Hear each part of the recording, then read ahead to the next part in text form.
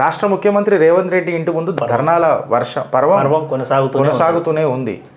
మొన్న స్టాఫ్ నర్సులు ఏఈఈ అభ్యర్థులు ఆందోళన చేయగా తాజాగా శుక్రవారం గురుకులాల్లో డిఎల్, జేఎల్, పీజీటీ, టీజీటీ ఉద్యోగాలకు ఎంపికైన అభ్యర్థులు ధర్నాకు దిగారు.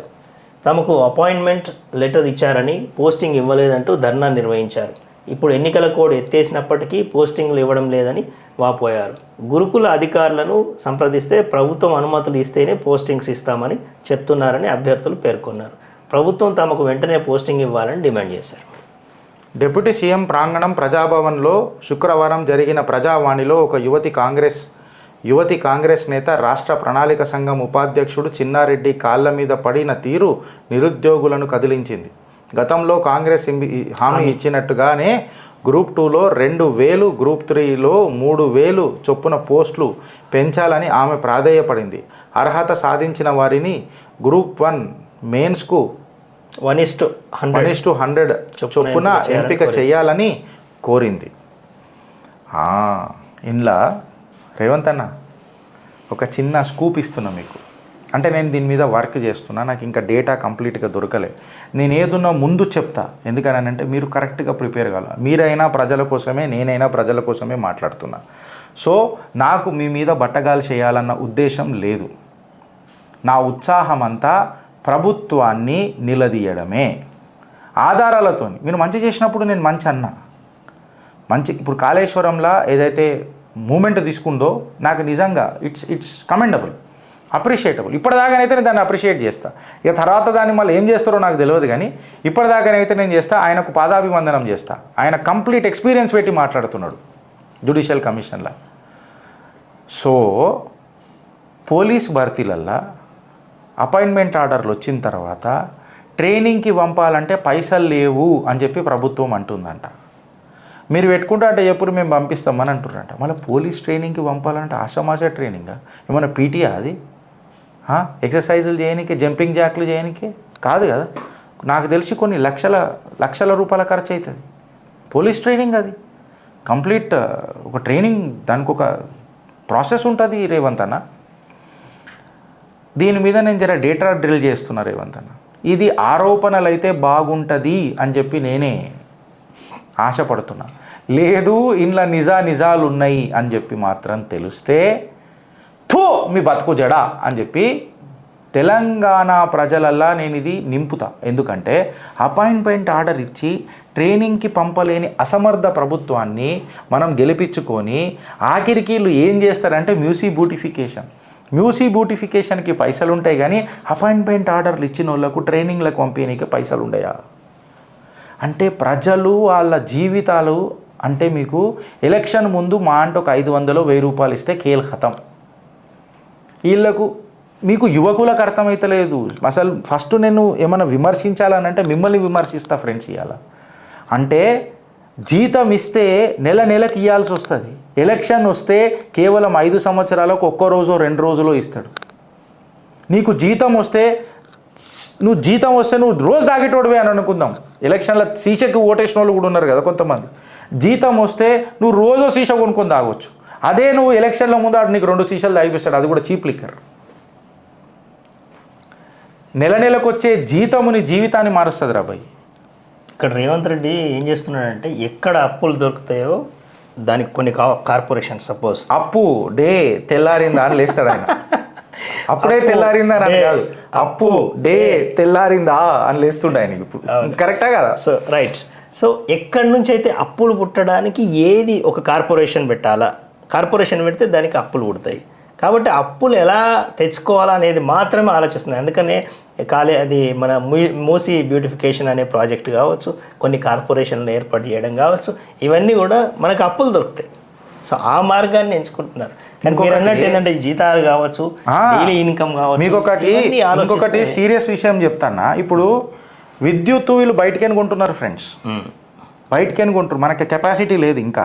మీకు చెప్తున్నా, ఇగో ఇవి నాకు చూసినట్టు చెప్తున్నా. ఎందుకంటే న్యూస్ మీదనే మాట్లాడాలంటే కష్టం. విద్యుత్ అనేది వీళ్ళు బయటకేని కొంటుర్రు. మన కెపాసిటీ, మన సామర్థ్యం పెంచుకోనిక ప్రయత్నం చేసిండా కేసీఆర్ అని అంటే చెయ్యలే. ఇంక ఉన్నాయి మూత పెట్టడానికి కూడా ప్రయత్నం చేస్తాడు ఆయన. ఇప్పుడు రేవంత్ రెడ్డి గారు నేనేమంటా అంటే స్వచ్ఛందంగా గ్రీన్ ఎనర్జీ అని ఒక టాపిక్ తీసుకుంటే రెన్యూవబుల్ ఎనర్జీ సోర్సెస్ మీద పెద్ద పెద్ద దిగ్గజ సంస్థలు ఉన్నాయి యావత్ ప్రపంచంలో. మన భారతీయులే ఉన్నారు కొంతమంది పెద్ద పెద్దగా. గుజరాత్ కార్పొరేట్ సోషల్ రెస్పాన్సిబిలిటీ కింద సిఎస్ఆర్ అని అనొద్దు కానీ వాళ్ళు గ్రీన్ ఎనర్జీ పర్యావరణాన్ని కాపాడే దృక్పథం సంకల్పంతో వీళ్ళు ఫండ్ కూడా ఇచ్చే ప్రయత్నం చేస్తారు. కొన్ని బ్యాంక్స్ అతి చౌక ఇంట్రెస్ట్ రేట్తో కూడా ఇస్తాయి.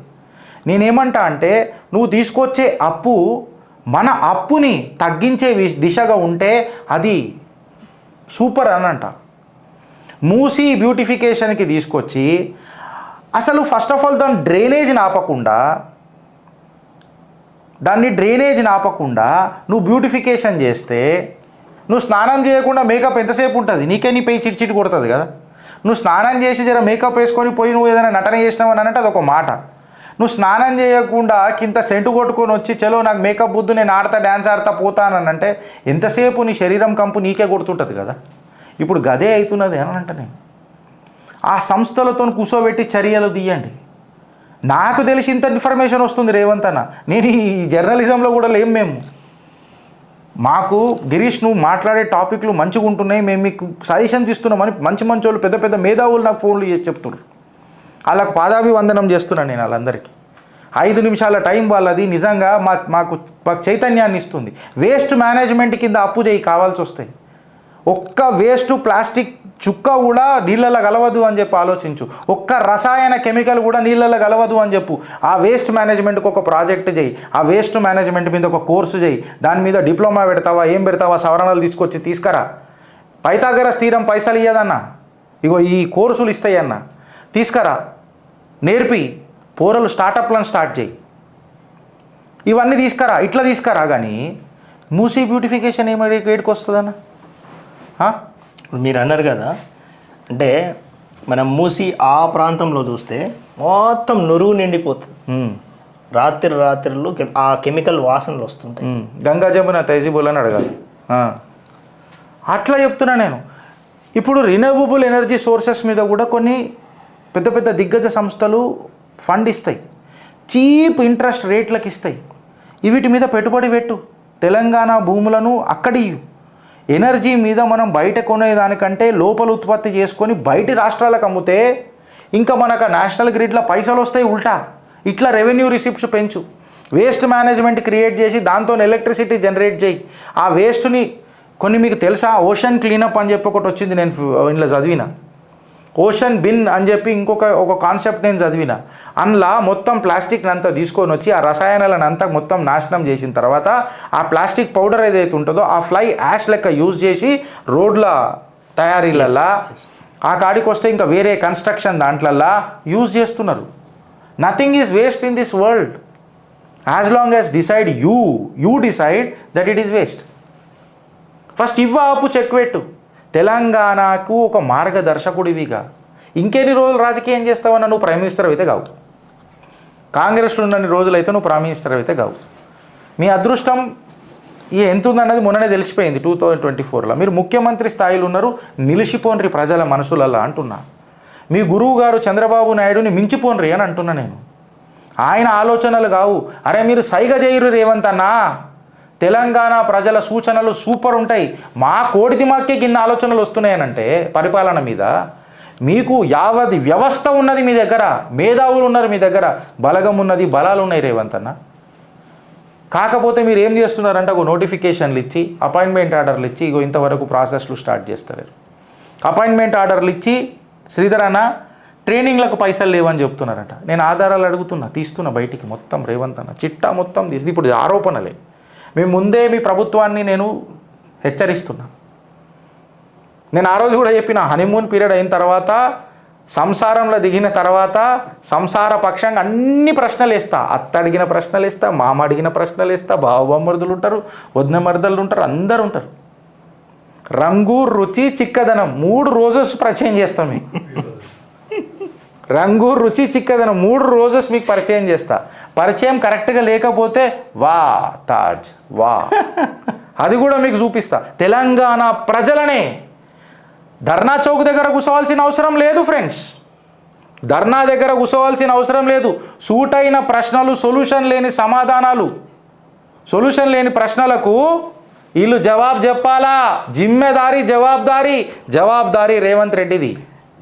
ఇంతకుముందు ప్రజలందరూ కార్డు మీద రాసేటోళ్ళు, ఏది సెక్రటేరియట్కి, ముఖ్యమంత్రికి. కానీ ఆ కార్డులు కూడా చదివేది ఒకప్పుడు. ఇప్పుడు అంతా కూడా అవసరం లేదు, టెక్నాలజీ ఉంది. డైరెక్ట్ సీఎం ఆఫీస్కి మీరు మెయిల్స్ పెట్టచ్చు, లేదా వాట్సాప్లు పెట్టచ్చు. ఎవరు చూస్తాడు? గ్రీవెన్స్ సెల్లే లేకపోయా. ఇదొక మంచి, నేనేమంటున్నా, మీరు మీ ఆలోచన కరెక్టు, ఆచరణ ఏడికేం చేస్తారు అని అంటున్నా. ఇదే చిత్రగుప్తులో డిస్కస్ చేసినాము. రిఫరెన్స్ నెంబర్ లేదే, ఓకే, ఎవడు చూస్తాడో తెలియదు. ఇగో ఈయనే నేను వంశాన్ని డిస్కస్ చేసినాం ఇంత పెద్ద చాయ్ పెట్టి, ఎవడు చూస్తున్నాడు ఏడబోతున్నదని. No reply. గ్రీవెన్స్ సెల్లే లేదు. ఓకే, గ్రీవెన్స్ సెల్లే లేదు. దీని మీద పని చేద్దాం. ఆయన ఏమంటాడు, అరే నేను తెలంగాణ తెచ్చిన తర్వాత అసలు గ్రీవెన్స్ ఏడున్నది, అయిపోయా, ఇంకే ప్రజలు ఏమున్నది, గొర్రెలు గాదా మోపైనారు అని అంటాడు కదా. నువ్వు మోపైనవి ఇవ్వాలి నీ ఫామ్ హౌస్లో. కాకరి చుచ్చుతున్నారు ప్రజలు, మీకు అర్థమవుతలేదు. రేవంత్ అన్న ఈ స్థితి మీరు తెచ్చుకోకూర్రని అంటున్నా. ఈ స్థితి దుస్థితి అని అంట.